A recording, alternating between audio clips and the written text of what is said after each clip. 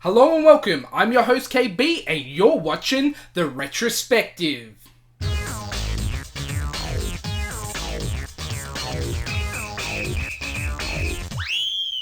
The Mighty Max property first started as a Polly Pocket style toy line aimed for boys.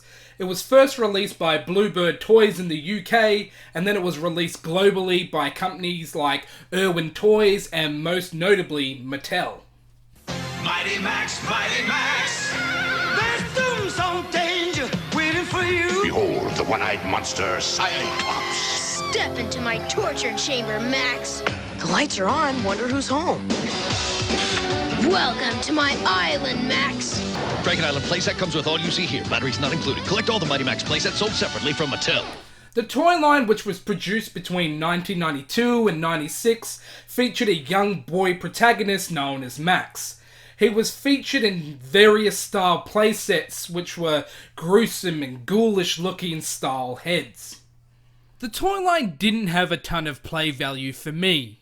This was due to its non-articulated miniatures, and if you are anything like me as a kid, you were pretty quick to lose your figure of Max. But they did still captivate me as a kid due to the complex detail in the sculpts, and also the different playsets and character designs. Mighty Max. The toy line was a big success, and like any popular toy line, released its own line of merchandise, which included two notoriously bad video games on both the Sega and Super Nintendo. Like any other toy line of the 90s, they decided to release an animated series, which was released in 1993.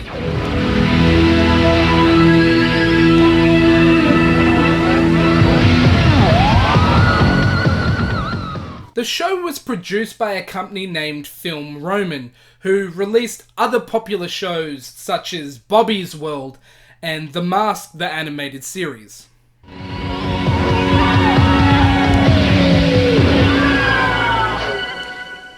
The premise of the show was that Max, voiced by Rob Paulsen, most notably of Ninja Turtles and Animaniacs fame, is a young boy who dons a magical cap which allows him to teleport, time travel, and even visit the astral plane.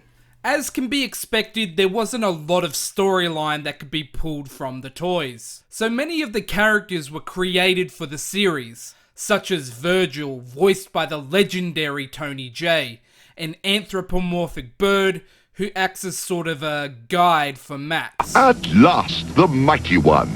I see you received my package as prophesied 5,000 years ago. And also we have Norman, who is a warrior, and basically acts as the muscle of the group. You'll never take us alive. Norman, no!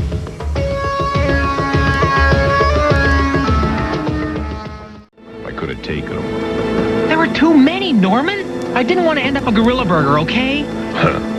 To each his own. Together the group defend the Earth against the show's main antagonist, the Skullmaster, who's an ancient warrior who, like any good villain of the 90s, just wants to take over the Earth. While trapped in the bowels of the underworld, Skullmaster vows to escape and kill the cap-bearer Max, who was prophesied to destroy him. You are mine,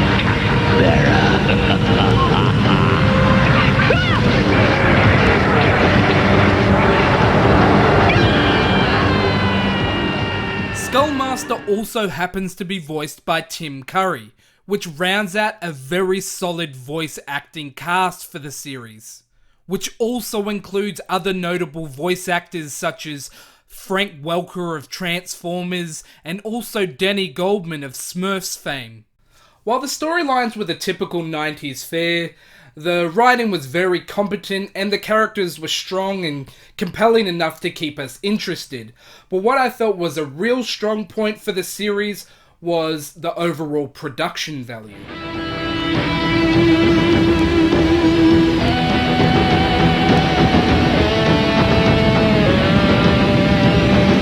That thrice-cursed cat-bearer, source of my eternal torment. He thinks he has escaped, but he is wrong, painfully wrong. The time has come.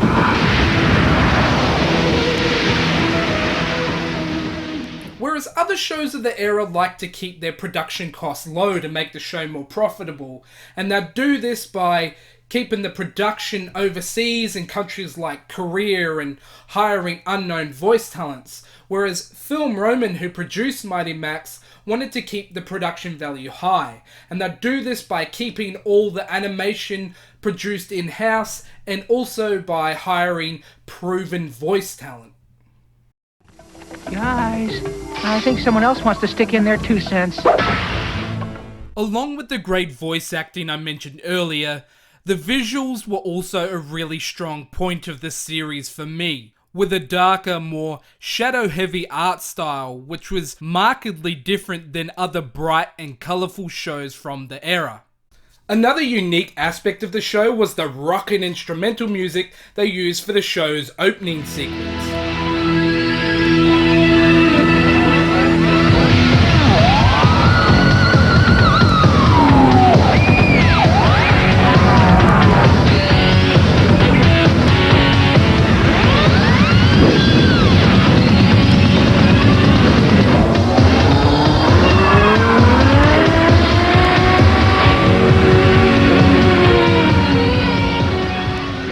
This replaced the typical, more catchy theme songs that we were used to hearing in shows from the era.